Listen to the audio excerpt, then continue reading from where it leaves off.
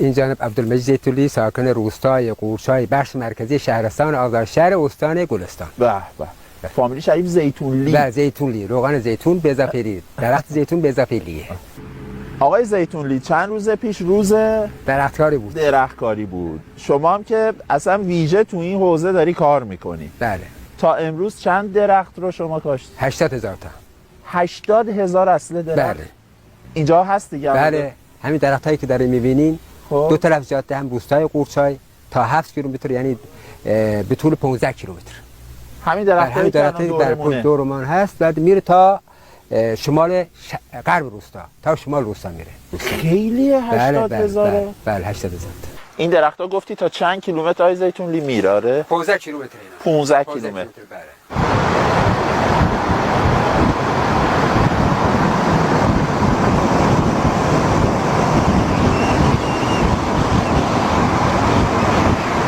بعد این الان این زمینای شخصیه یا نه منابع طبیعیه؟ نه منابع طبیعیه، جزء منابع طبیعی است، اینا مرتع است.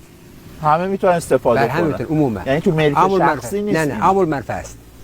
از چه سالی شروع کردی به کاشت؟ ما از سال 1996. از سال 76 بخشی از درآمد رو بروکه کردم و طی 20 سال پول خوبی اندوخته کردم و از سال 1396 از همینجا روستای قورچای صدم شروع کردیم.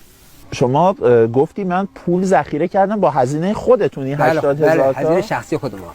کارتون چیه که هزینه رو اندوخته کردید؟ مکانیک، کارشناسی ارشد مکانیک سیاراتم، پیمانکاری آب و فاضلاب و آبیاری تحت فشار و همچنین خطوط انتقال آب پمپاژ هستم. ماشاءالله فوق لیسانس تحصیلاتتون. بله.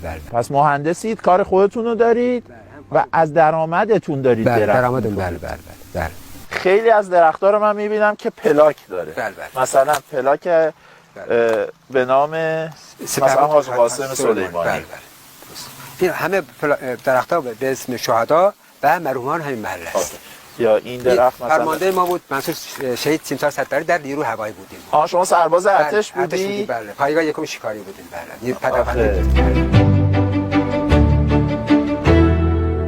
بعد این نهالای اینها رو از کجا میارید شما میخرید چیکار میکنید؟ ما درختایی که چنار رو قبلا خریدیم دیدیم که خیلی هزینه سنگینه، بعد خودمون نهالستان درست کردیم با همین جوانان روستای خودمون. بعد مثلا اینا نمونه‌های نهالای خودتونه؟ نمونه نهال انار شیرین، انجیر شیرین، گردو.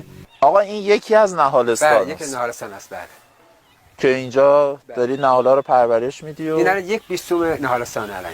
1/20شه. 20 برابر این نهالستان. حجم زیادی هم هست. 1/20. این الان حتی این نهالستانی که اینجا هست الان 20,000 تا اینجا جا میگیره.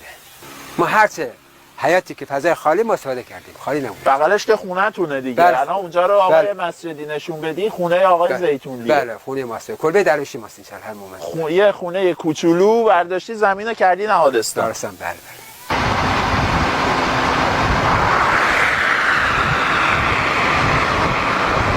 بعد اینا رو یه بخششو که خودتون دارید میکارید، یه بخششو میدید به دانش آموزا گفت. بله همه این نهال انار شیرین، انجیر شیرین مختص دانش آموزان استان گلستان و مثلا با استان خوزستان هم اهدا کنیم ان شاء الله. میدید دانش آموزا که اونا برن کجا بکارن؟ خونه خودشون. چقدر پول خرج کردی تا امروز برای کاشت درخت بخوای حساب کنی؟ الان با توان پولی الان 25 میلیارد تومان. 25 میلیارد تومان ارزش کاریه که تا کردی. همون با هزینه خودت. هزینه شخصی خودم. بله. این روستای شما. بله. یه خونه بخوای بخری چقدر پولش؟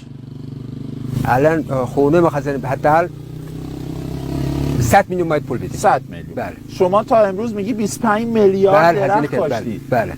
یه بخش روستا رو میتونستی بخری با این پول. ما تهران میتونستم خونه بخرم.